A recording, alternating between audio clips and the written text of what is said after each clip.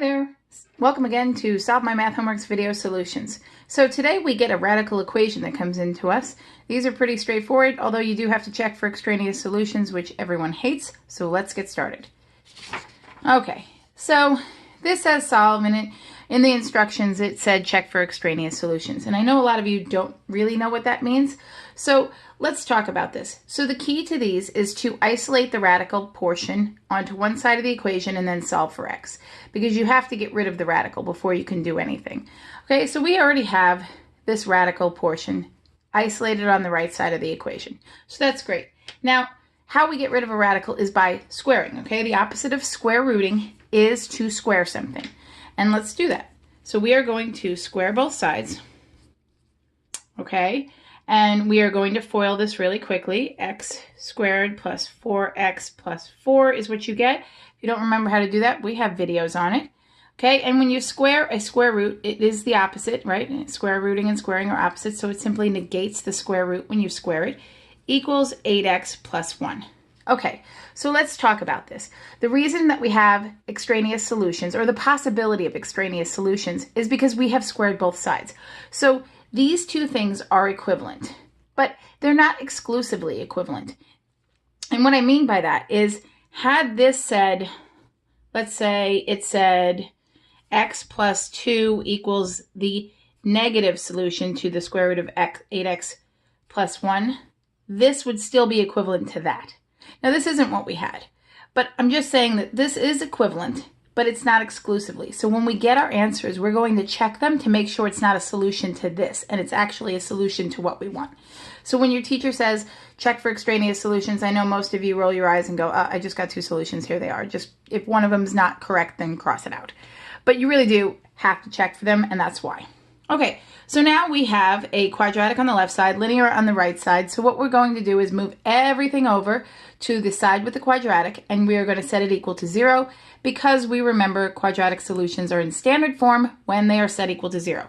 So that means, and let's change colors again, we are going to subtract the 8x from both sides, from the like terms, and we are going to subtract the 1.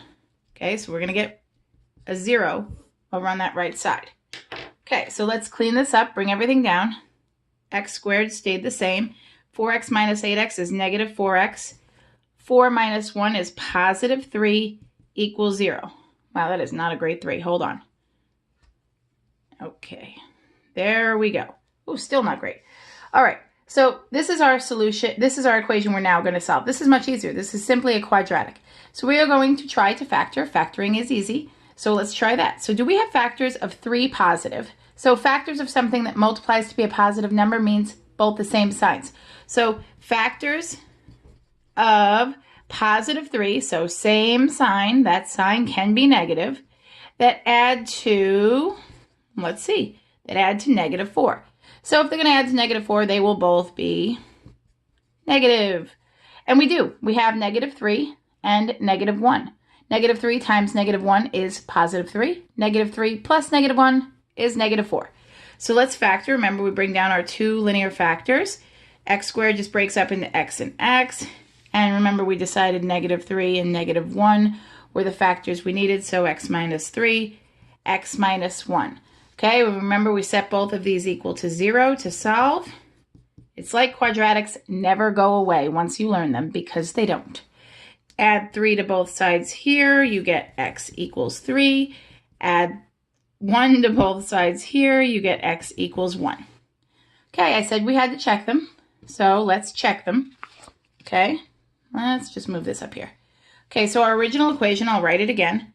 X plus 2 equals the square root of 8x plus 1. So let's check these, okay? Let's check, here we're going to check the 3. X equals 3. And here we're going to check x equals 1.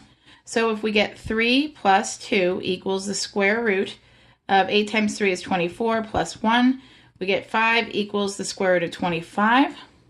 That, in fact, does check. So 3 is a solution. Okay, so we're going to check 1. So we get 1 plus 2 equals the square root of 8 times 1 is 8 plus 1. So we get 3 equals the square root of 9. So 3 equals 3. So that checks. So the solutions Actually, both work. Of course, I tell you to check for extraneous, and both solutions work here, so you're like, I'm not checking solutions. X equals 3 and X equals 1. All right? I promise you really do need to check for extraneous solutions. There are often times where only one works. I hope this answered your question. If not, leave a comment leave a question in the comment section. Be sure to subscribe to our YouTube channel, and I'll solve your homework problem next.